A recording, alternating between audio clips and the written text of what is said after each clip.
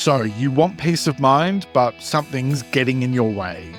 And if you're anything like most people, it's not just one thing. It's 100 little things. Daily habits that stress you out. People who drain your energy. The state of the world. The noise in your head that never seems to shut up. And the more you put up with all that stuff, the further away that sense of peace feels. So today, we're talking about what's getting in the way of your peace of mind and what you can do to get it back. Because peace of mind isn't just about finding calm. It's about making space for it. And I'm going to teach you how to do exactly that. So let's talk about peace of mind.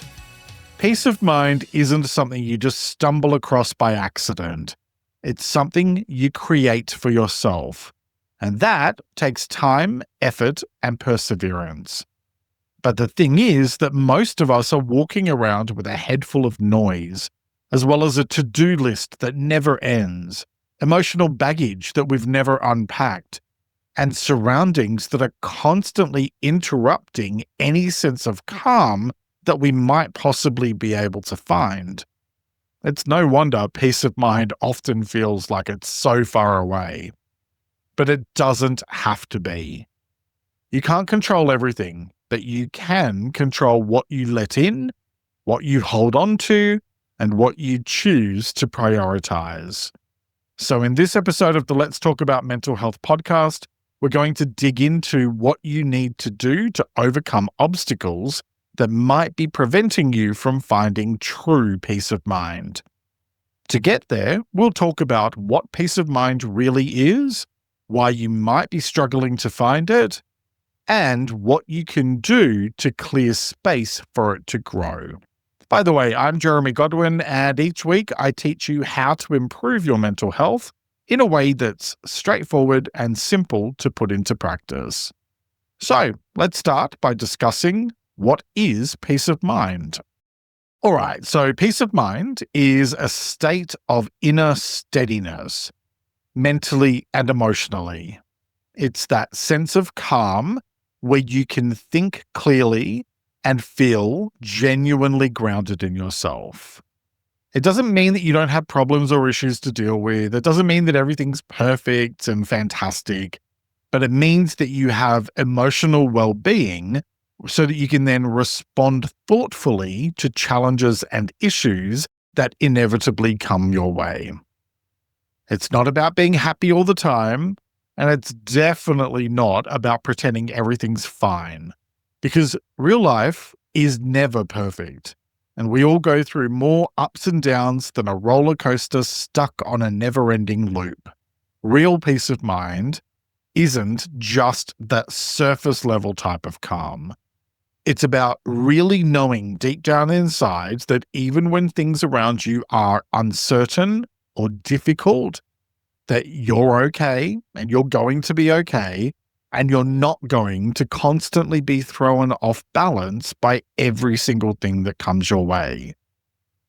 But here's the problem.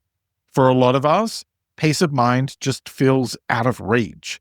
Not because we don't want it, but because our lives are so full of distractions and pressure and stress that there's just no space left for it. We're overwhelmed, overstimulated, and over it.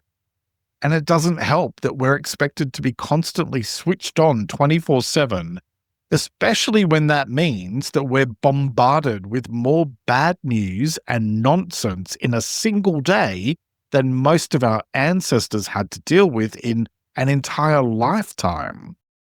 And we've normalized that as just the way life is. But that, my friends, is just not true. It's not the way life is, and you can choose a different path. One that doesn't have to involve escaping to an island in the middle of the Pacific to live in solitude for the rest of your life. Although good luck to you if that's an option and if that's on the cards for you. Send me a postcard. The truth is, peace of mind doesn't just happen. It's something you have to create for yourself. You have to create space for peace of mind. And that means that you start by identifying what's getting in the way of it.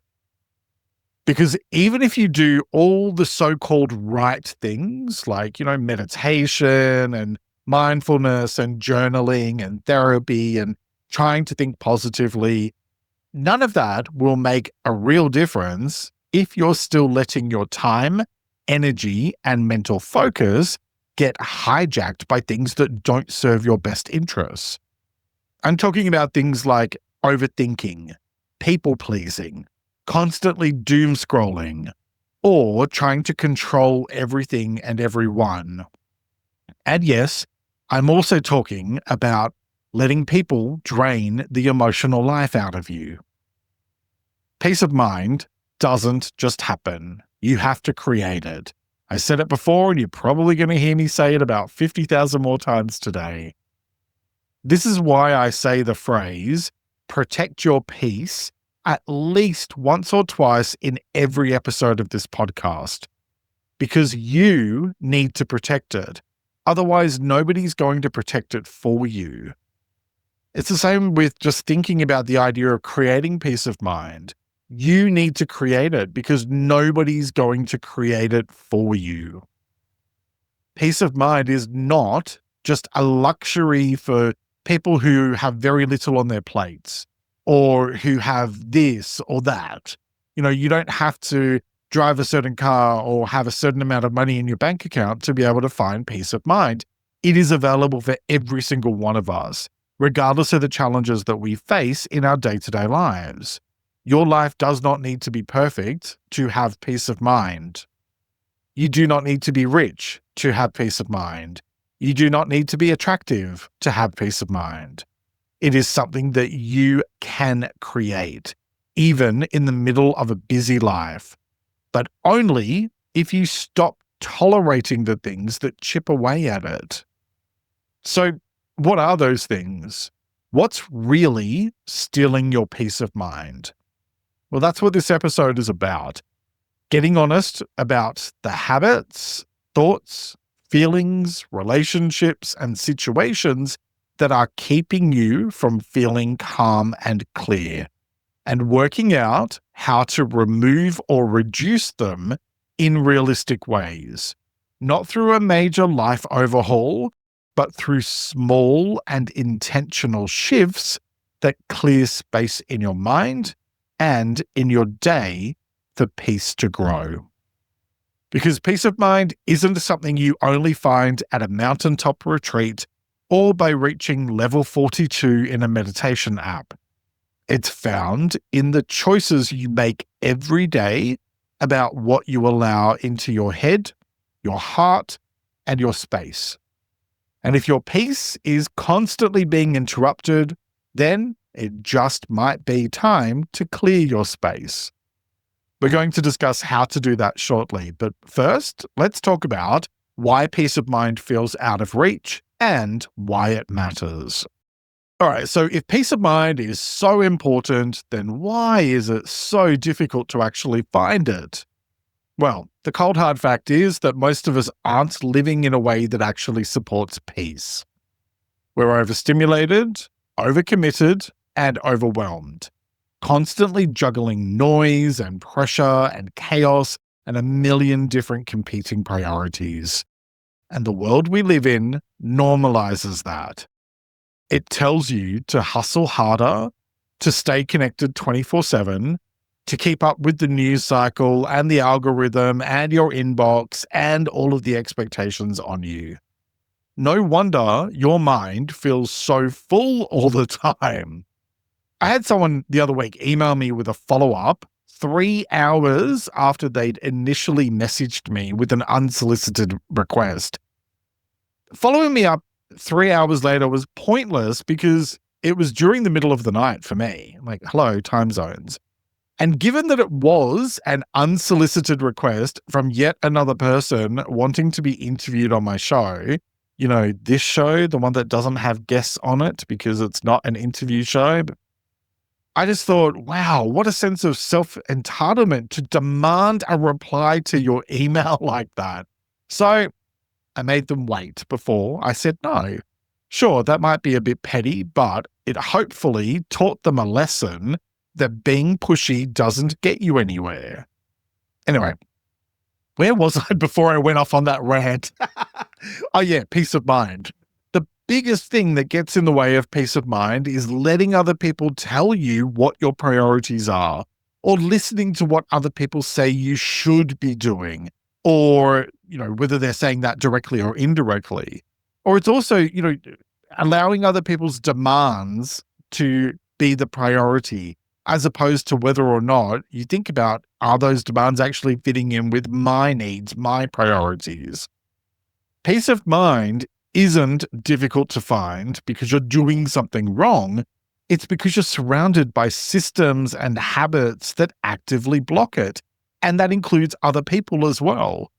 And most of the time, you probably don't even realize that it's happening. So tell me how familiar this sounds. You wake up first thing in the morning, already thinking about everything that you need to do. You grab your phone and you scroll through it before you've even gotten out of bed, maybe even while you're watching the news. You then rush from one task to another throughout the day, never really switching off. You try to squeeze in some self-care somewhere, but it ends up feeling like another chore on the list, or you just, reach for a glass of wine instead. And so by the time your head hits the pillow at night, you're absolutely exhausted, physically and mentally. But your brain is still buzzing away. And so you can't sleep properly, or maybe you can't sleep at all. And the next day, you do it all over again. You're not broken. You're overloaded.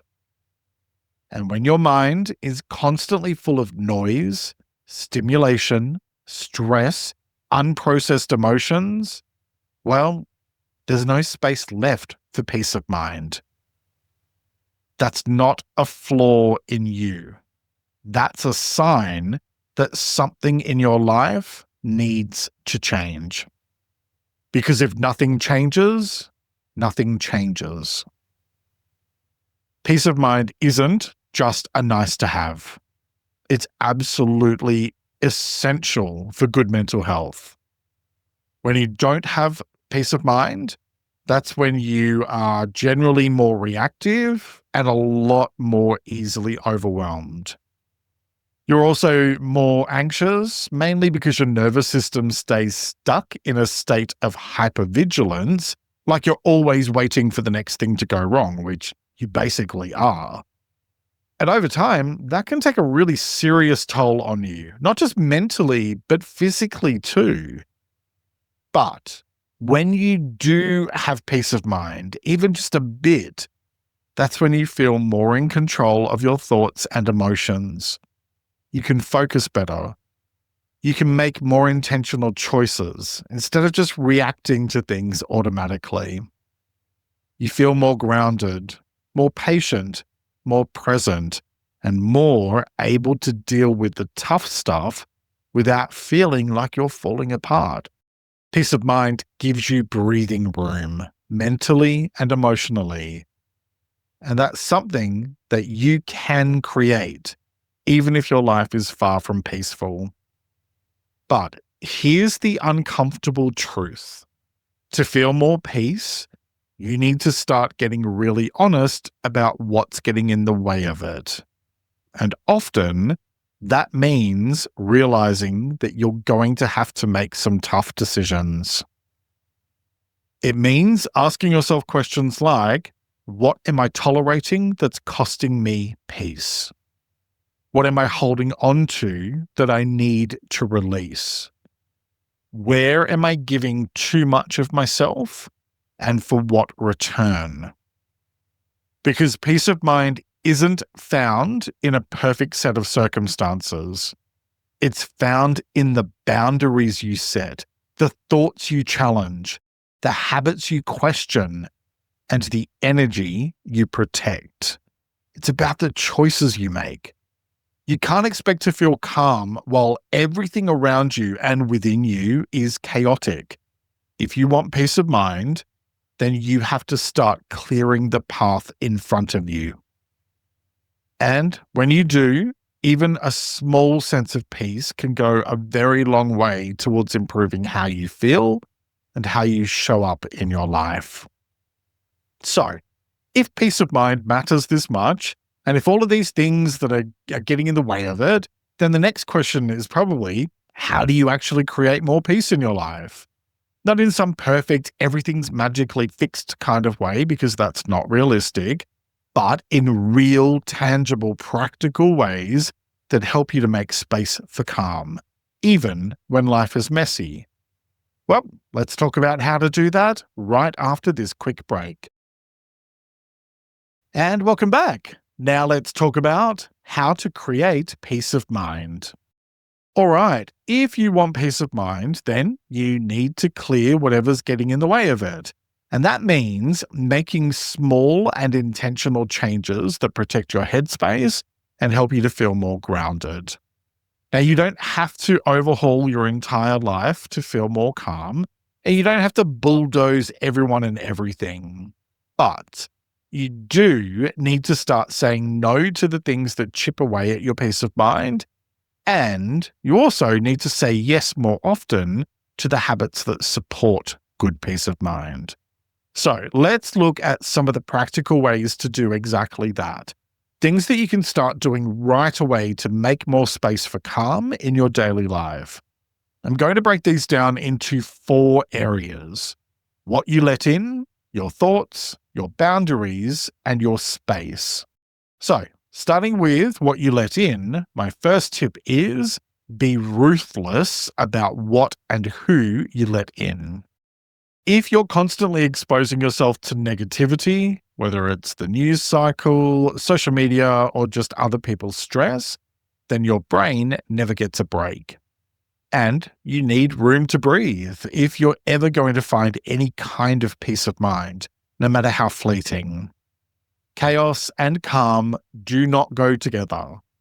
So try doing something small to start with, like reducing how often you check your phone, especially first thing in the morning or late at night. Or try limiting how much doom scrolling you do, the less the better. Or maybe just mute accounts on social media that leave you feeling anxious or inadequate. The less junk you feed your mind, the clearer it becomes. Next, protect yourself from unnecessary drama. You don't have to take on other people's chaos. If someone's always dragging you into gossip, conflict, or emotional messiness, it's okay to take a step back.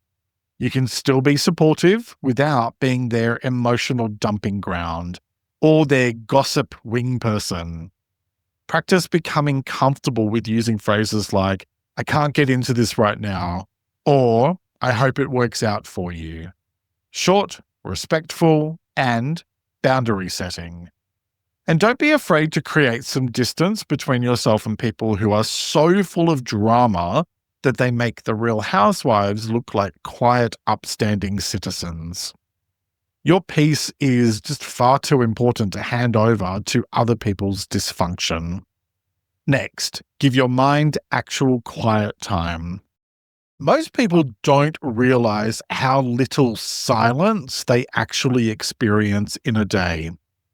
We tend to fill every spare second with background noise, music, TV, podcasts, videos, scrolling.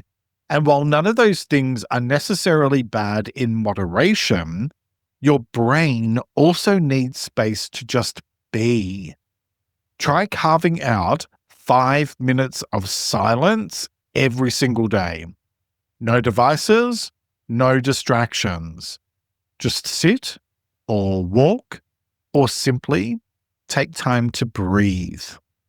That pause helps to calm your nervous system, and that's where peace begins. Now we're going to talk about your thoughts, which is all about what happens internally, how you think, how you process things, and how you relate to your own mind. My first tip here is challenge your inner noise. Peace of mind isn't just about your surroundings, it's about your internal dialogue. So if you've got a harsh inner critic running the show, it's going to be pretty hard to feel calm. So Start noticing your automatic thoughts. Are they helpful? Are they even true? You don't have to believe everything your mind tells you. Choose to treat those thoughts like spam emails.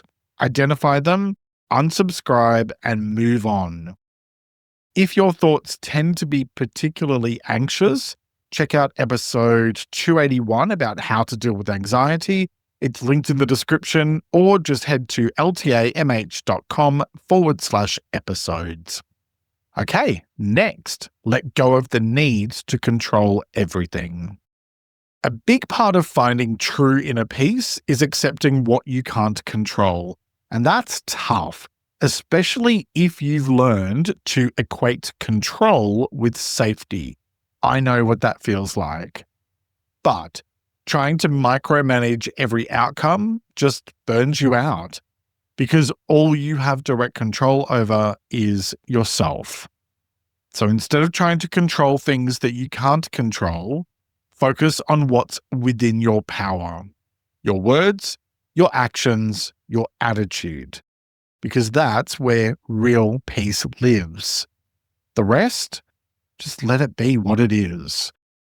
I covered focusing on what you can control in episode 291 if you'd like to learn more. Next, stop overcommitting yourself. Peace of mind tends to disappear when your calendar's packed and you never have time to just breathe. So create space for yourself. It's a necessity, not a luxury. If you're constantly saying yes out of guilt or obligation, then it's time to reassess things. Start small. Say no to one thing this week that you genuinely just don't have the capacity for. That single act of self-respect creates more space than you might think, and it sends a very powerful message to yourself that your time and energy matter, which they do. Okay, so now we're going to explore tips based around your boundaries. These involve your relationships, your responsibilities, and the expectations you set with yourself and others. First, start noticing what drains you. It's easy to get used to low-level stress, the kind that builds up from tolerating things that don't align with your values. That could be a toxic work environment, or unhealthy routines, or even certain conversations or relationships. Pay attention to what leaves you feeling heavy or tense. If it's consistently draining, then it's costing you your peace of mind. You might not be able to walk away from whatever it is immediately, but you can start setting limits or planning a change. Next, build better boundaries. Boundaries aren't about pushing people away. They're about protecting your peace, and they don't need to be dramatic. Boundaries can be as simple as turning off notifications after 7 p.m. or not replying to messages immediately. Or maybe it's about saying to someone, I need some time to think about that before I decide. The more consistently you set small boundaries, the more you teach yourself and others that your well-being matters, which, of course, it does. I talked about how to set healthy boundaries in episode 248 if you'd like to learn more.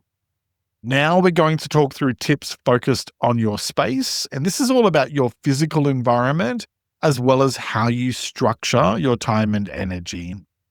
First, declutter your space. Physical clutter creates mental clutter. So when your environment is messy or chaotic, your brain has to work a lot harder just to focus. So, clear the clutter. You don't need to be a minimalist, but try tidying one small area that you use every day, like your desk, your bedside table, your bag, your car, your kitchen bench. Create even a tiny pocket of calm for yourself and notice how it shifts your mental state. And then you can build on that over time. Having order around you helps to create order within you. Next, stop glorifying busyness. Being constantly busy isn't a badge of honor. It's a warning sign of potential stress and burnout.